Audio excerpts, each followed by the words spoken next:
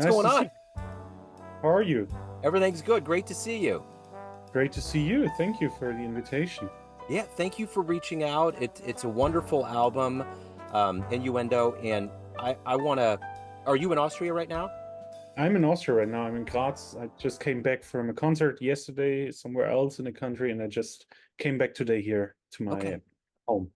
excellent, excellent. Well, it's great to meet you. Thank you for taking a minute out. Have we interviewed before? No, I don't think I we.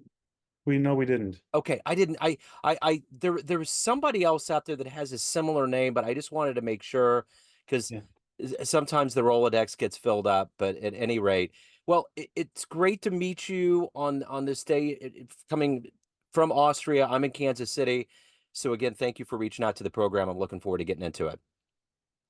Likewise, yeah. There's a guitarist with the same name a couple of years older in Cologne, Germany, Okay, okay, and we get confused quite a lot of times. okay. I'm announced as a guitarist, and he has suddenly a large ensemble big band, and we actually never met in person, uh, Interesting. but we had quite some contact on social media. Yeah, I bet. I bet. Yeah, I have people out there with the exact name as mine, and I've got confused, so I know the feeling. But we have the right guy here, and I want to begin our conversation before we get into the work that you sent over with Innuendo by asking you, 4 years ago we were trying to figure out this pandemic, and it really hurt the musician community. How did you get through that time period? And was this album influenced by living through that? This album was not particularly influenced by that because before or kind of in the middle of the pandemic, when we were allowed to work here in Austria, I recorded the previous album, Conspiracy, and there was some music on which I composed through the time. I mean, pretty much the situation also here in Austria was as in most of the other European countries or the US, we had lockdowns. We were not allowed to work for a long time, but what was really great here was that we got quite a lot of help. We got subsidies and fundings, and a lot of my colleagues and I were able to use that time in a productive way and write new music. So that's basically what I did when I realized, well, this won't be over after a week or so.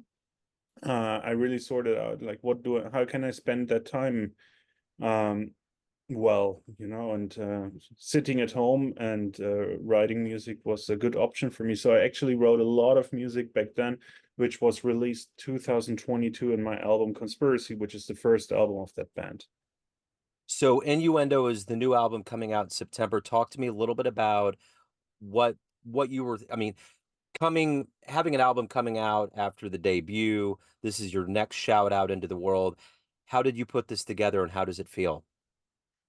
Well, it feels a little surreal, to be honest, because I did the first recording and it was like, well, once in my life, I need to do my own big band recording or I need to find my own jazz orchestra. And but then I realized that like half a year after I released the first album, like now that was too much fun. And I wrote too much new music and I need to record it. And so I basically called the musicians up again and said like, hey, are you up for another one? And that's basically how it came all together. And I said like, well, okay, I have the music. I need to sort out the fundings, the financial situation, but I want to do it. And so I booked a recording a studio here in Graz. I got everybody here in summer. It's like a year ago in August 2023, we met all here for a week, and all the musicians traveled from everywhere to Graz and we rehearsed for 3 days and we recorded for 3 days and that's how the album came together. So what are you hoping the listener gets from this album? That's a good question. I hope, to be honest, that they enjoy the music. That would be for me the best thing. If they just say like, hey, this is beautiful music, it touches me in a certain way. I don't even want to say which way it should be. I mean, I have my thoughts and my compositions, but if somebody else hears something very different, fine with me and cool with me. And if they say like, hey, this was an hour well spent in my life and I like this band and this music, that is, I think, the most valuable thing as a musician. So how did this journey into the jazz begin for you? How did you get into it and who were some early influences? Well, when I was in school, I started as a child on recorder, as like in Germany a lot of kids do. And but I was never really too. And then saxophone came, but I was not really too much into music or playing an instrument, to be honest. Till I went to the local music school and met my very first band teacher there, and a jazz combo band teacher. And he had a certain way. We were a couple of guys like 16, 17 in that band who were just like eager to learn, and he had a very cool way to deal with us. And that's where yeah, where we started to play the first tunes, like standards mostly, or some other original jazz compositions. Like I remember Birdland by Weather Report, for instance. And he had also like this way, like, yeah, here's a recording you should check out, and maybe you can transcribe a solo and things like that. And that's how I actually started to get into jazz. And at the same time, I played in my high school in the school big band, and that was my basically my introduction to large ensemble jazz. And then, you know, like one thing came to another. You graduate from school, and I thought like, well, what do I do? And I decided, well, I give it a try and try to start studying music. And then I was not really convinced first, so I started studying classroom teaching. But then I realized very quickly I don't want to be a classroom teacher. Then I switched to saxophone major, and yeah, and this was kind of my path into the jazz world. Like, yeah. So what was the first live jazz show you saw that blew you away?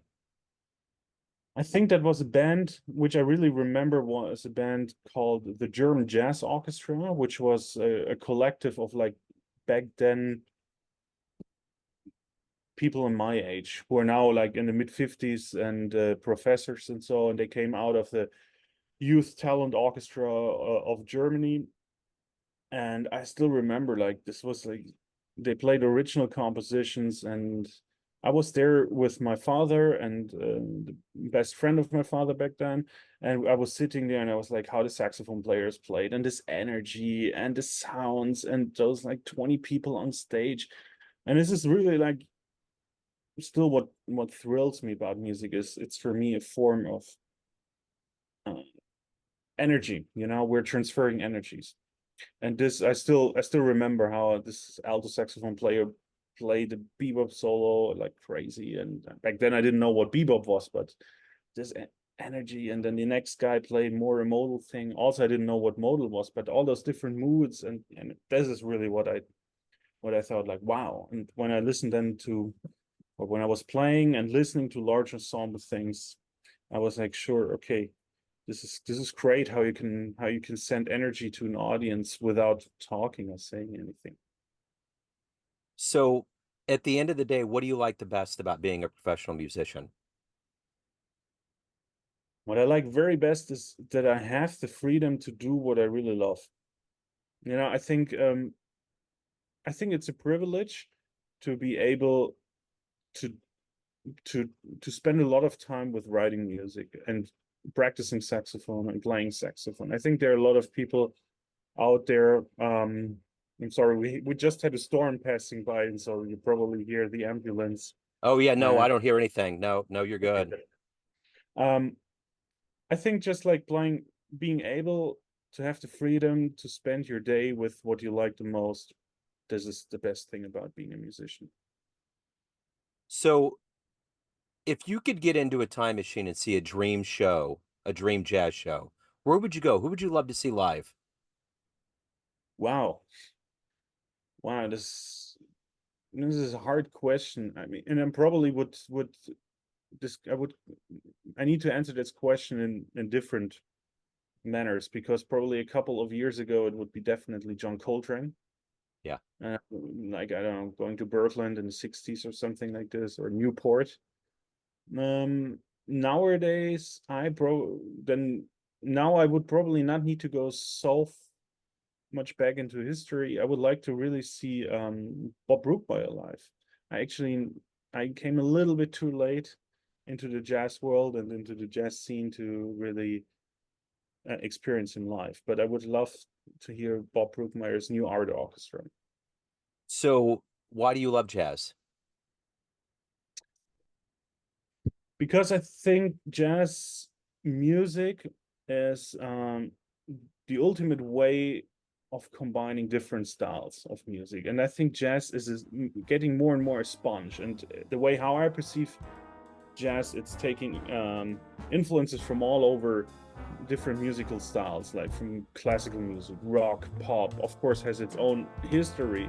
And but I think jazz is the ultimate musical style of freedom, where you are able to do a lot of things and where you can take a lot of different influences. Of course, it's controversial, and of course, people have different attitudes towards that. But this is, I think, why I love jazz. So Innuendo is the new album coming out in September. If anybody wants to pick up that or your debut, see you live, any other good business, where's the best place to go? In terms of listening, you can go to the website of my label or go to my homepage and purchase the album there, or of course stream it worldwide through the streaming services, which is probably the most convenient for people nowadays. Tobias, this has been great. Thank you, sir. Thank you for reaching out. Best of luck with this release. Thank you so much for inviting me, and Yes, it's really an honor for being here. me as well.